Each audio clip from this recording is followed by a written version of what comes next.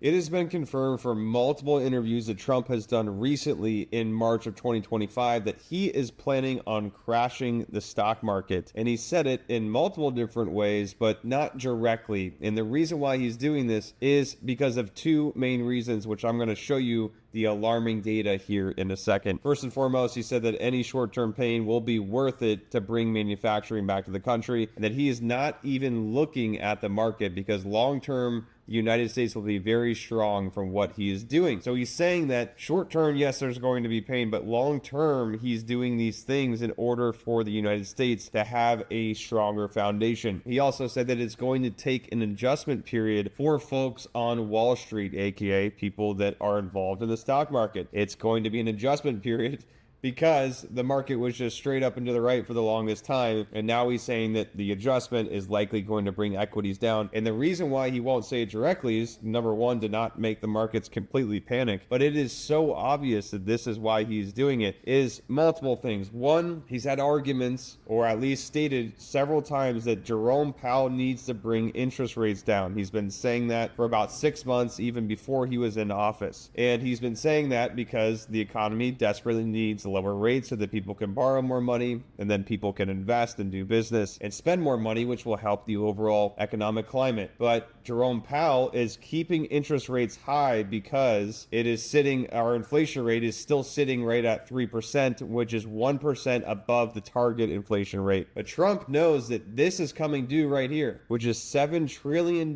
in debt is coming due over the next 6 months. $7 trillion. And if you look at this chart, that is ginormous. So the fact that Trump knows that there's $7 trillion in debt that's coming due, and again, he has compared this to 1929, the Great Depression, because he knew that he was stepping into this situation that the previous administration, he thinks, potentially purposely put him in, where he now has to refinance $7 trillion at really high interest rates, which would be very tough for the overall U.S. government and probably throw us into even more debt. So now he's sitting at a mountain full of debt, and he's claiming, this is before he even came in as the president, and on December 29th of 2024, he's saying that, hey, this could be the next Great Depression because of what I'm stepping into. And what he's mentioning is this $7 trillion in debt that is coming due. So now, why would he want interest rates to go down? Because, well, first of all, how would interest rates go down? If he puts pressure on Jerome Powell to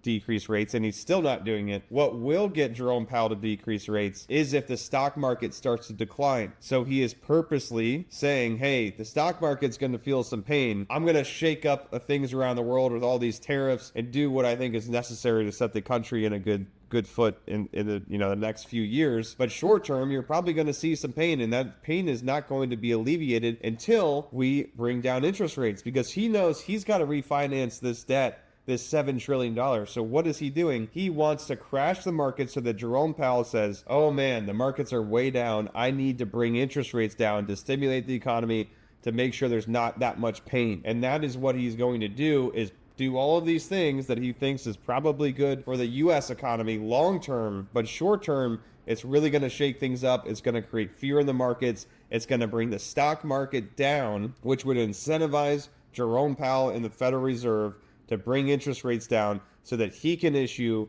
more bonds, likely a 10-year bond, and refinance all of the debt that is coming due this year, and at lower interest rates. Because if he's refinancing at a really high interest rate, that could be tens, if not hundreds of billions of dollars over the 10-year note. So that is what is happening right now. And if you look at historically where the bond market is relative to stocks, it is been held down on one of the worst bear markets that the bond market has ever seen. Now look at this discrepancy of where bonds are. So bond prices are in the blue, the stock market is in the red right here. We've never seen this much divergence before, where the equity market went this far up and the bond market came down into the worst bear market that it's seen in a very, very, very long time. And now we're kind of forming a technical pattern, which I'll talk about in another video, but just look how much divergence in the price that we're seeing. Stocks at way all-time highs, bonds at practically all-time lows. And what we're looking at is TLT, which is a bond index, and then the S&P 500 in the red. So what he wants is he wants interest rates to come down. So if there's a recessionary scare, which that we have talked about recently,